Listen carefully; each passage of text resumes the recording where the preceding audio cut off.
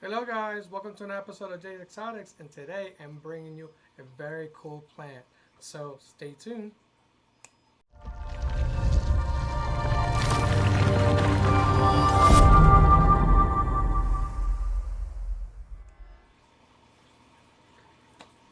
Welcome guys. Again, this is Jay and I'm bringing you, I'm so excited for this awesome plant that I'm bringing you. So, if you struggle with keeping any plant alive, and what I would do is I would recommend just philodendrons that are a little bit hardier. And today I'm bringing you a very cool plant. So I'm gonna bring you at this is my little baby, a little tiny baby plant. So very cool plant. This is Jose Buono or Buono. I don't know. I butchered it. But the cool thing about this plant is that it gets massive. So the real name, and I'm going to butcher this name, is Philodendron Ixby or Ingby, however you pronounce it. But it's a very cool plant.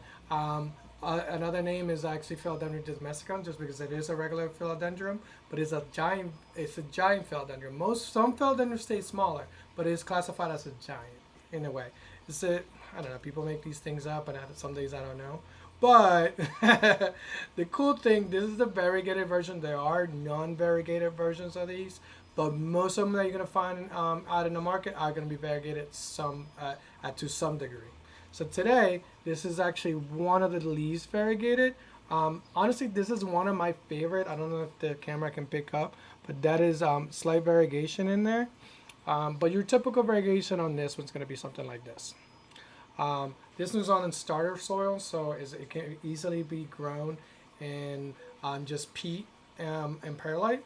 It's not my ideal way to grow it, but it can be easily done that way. It's a cool little plant. The leaves are just incredibly sexy, and it gets better. Now it does grow. There are some other growers out there that have them. We have a few in here that are the Jose Buono Fiesta, and I'm gonna show you that right now. So this is also a plant that is actually very heavily tissue culture. That's why it has come down in price.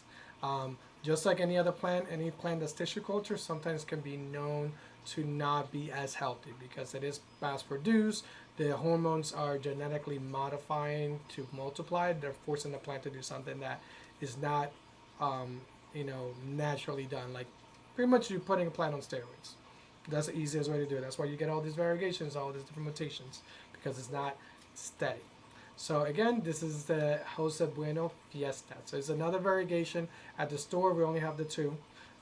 This is one of my favorites. I'm going to grow this one out because I had a big one that was about 5 feet tall. Believe it or not, this actually can get very, very massive.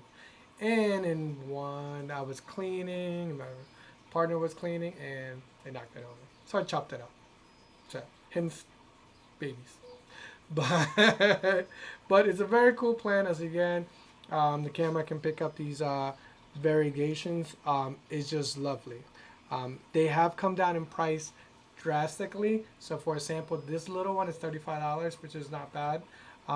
This version, the green one, it's about $30. So very affordable.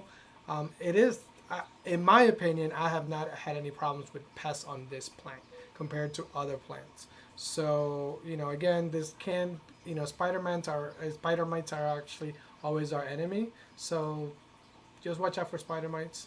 I would grow with systemic granules. Not that that helps with spider mites, but there's some cool stuff out there that will prevent it. But it's a great plant. So both of them are very, very sexy.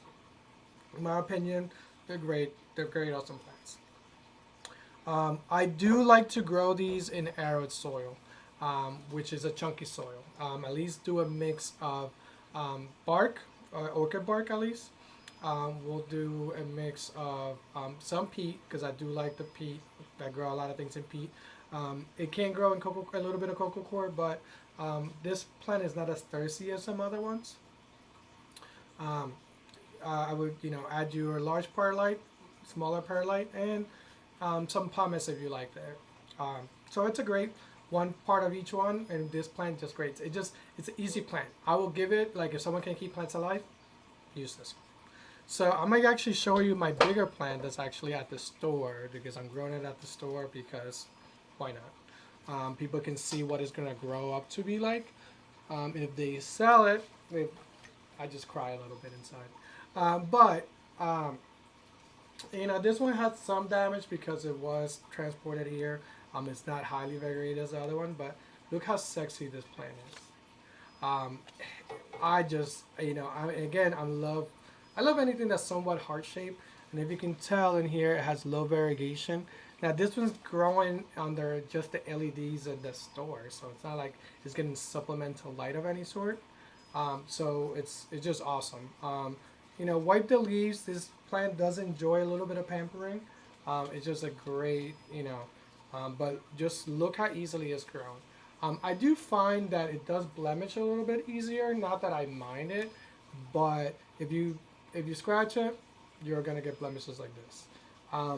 It's not known to rust, in my opinion, or anything like that. But just with any philodendron, you will get certain spots.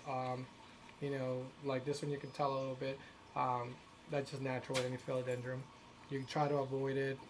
I've never been successful, and you know, I try to minimize it, but it's not the best. We don't get a lot of pest problems here, but we do use organic stuff here. So neem oil is great for these guys.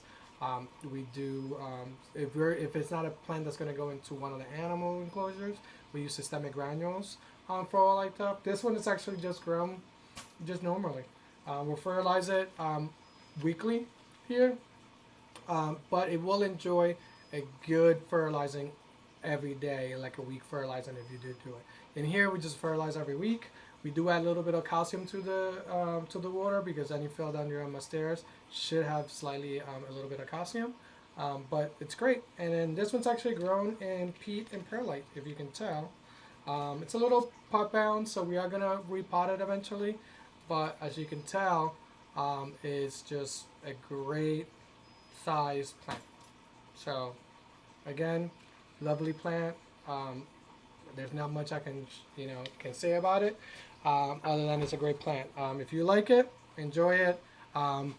Give it to people. It's a nice steady plant. If someone is into like aroids, rare aroids should be in your collection. But if you just want a perfect plant that's just going to be good for you and grow, and it's easy and can grow on anywhere, Jose Buono is.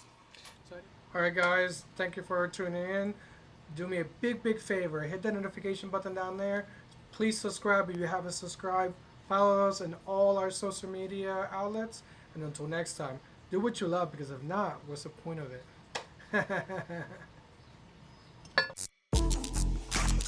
it?